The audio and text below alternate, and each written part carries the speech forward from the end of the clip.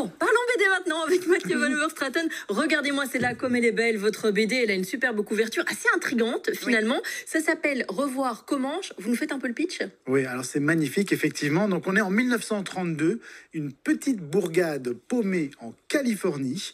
Et il y a une historienne qui s'appelle Vivienne Bosch, qui est enceinte de 7 mois, qui débarque avec sa voiture dans ce petit village. Forcément, elle ne passe pas inaperçue. Il n'y a pas beaucoup d'étrangers qui passent par là. Et en fait, elle se rend chez Cole Hupp, qui est un vieil homme solitaire et farouche qui vit à l'écart du village. Et pourquoi est-ce qu'elle va chez lui? Parce qu'elle est persuadée que ce Cole Hupp s'appelle en réalité Red Dust. Et Red Dust, c'est un des cow-boys du mythique ranch 666, fondé quelques décennies plus tôt par Comanche. Comanche, c'est le nom d'une dame, dans la poussière du Wyoming.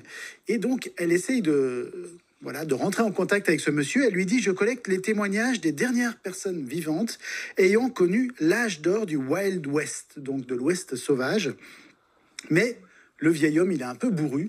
Il n'a aucune envie de lui révéler sa véritable identité. Et donc, il lui répond qu'il n'est pas Red Dust et il lui demande de quitter sa propriété sur le champ. Mais quoi, du coup, l'histoire, elle s'arrête là? Il parle pas du tout à Vivienne? Non, parce qu'avant de partir, Vivienne parvient malgré tout à titiller la curiosité du vieil homme, parce qu'elle lui dit qu'elle n'arrive à joindre personne dans ce fameux ranch 666. Et donc, le vieil homme, il commence à se dire: mais est-ce qu'il était arrivé quelque chose à Comanche? Et donc, pour s'en assurer, il décide de descendre dans le village, de passer un coup de fil dans le Wyoming, et effectivement, il constate que personne ne répond. Donc, du coup, il accepte la proposition de Vivienne de le conduire jusqu'au ranch 666, c'est-à-dire quand même relativement loin de la Californie jusqu'au Wyoming.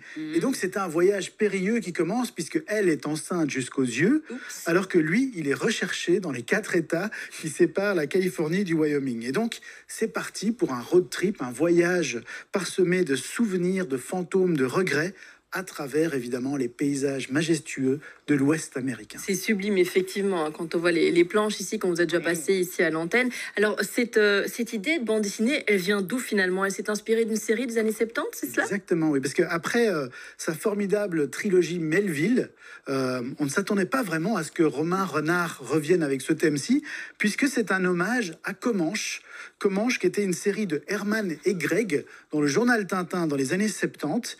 Et c'est surtout le 4e épisode de cette série qui s'appelle Le ciel est rouge sur Laramie qui a inspiré l'auteur.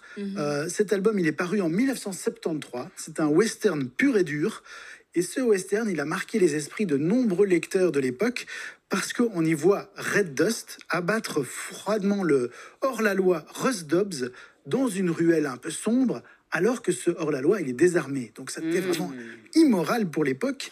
Et donc, Romain Renard, il part de là pour imaginer l'impact psychologique de cet épisode sur le pauvre Red Dust, qui sera plus jamais le même après cet épisode.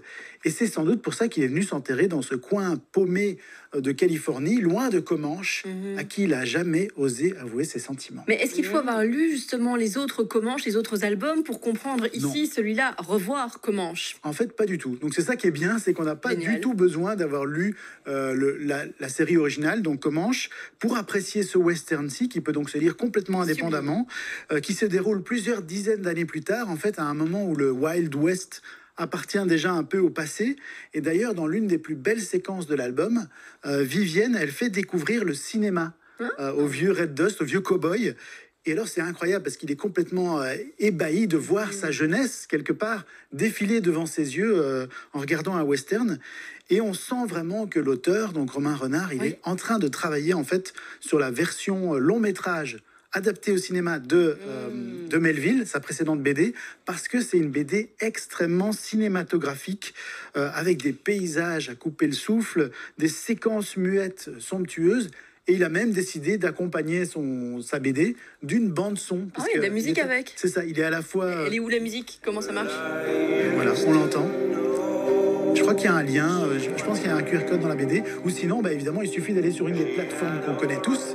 Vous tapez Revoir Comanche et vous allez pouvoir écouter la bande-son qui accompagne ce road trip mélancolique. Sympa. Qui est vraiment un album incontournable.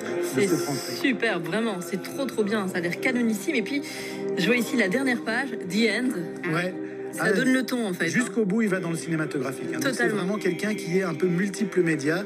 Il aime à la fois la bande dessinée, il a fait du jeu vidéo, il a fait du cinéma, il fait de la musique. Donc il touche un peu à tout et il crée des univers vraiment complets. Magnifique BD qu'on offre du coup ce matin. Revoir Comanche, un exemplaire pour vous à la maison. Si ça vous dit les amis, ça c'est cadeau, c'est pour vous, offert par les éditions Le Lombard. Vous envoyez Comanche, bah, ça s'écrit comme ça, Comanche, tout simplement.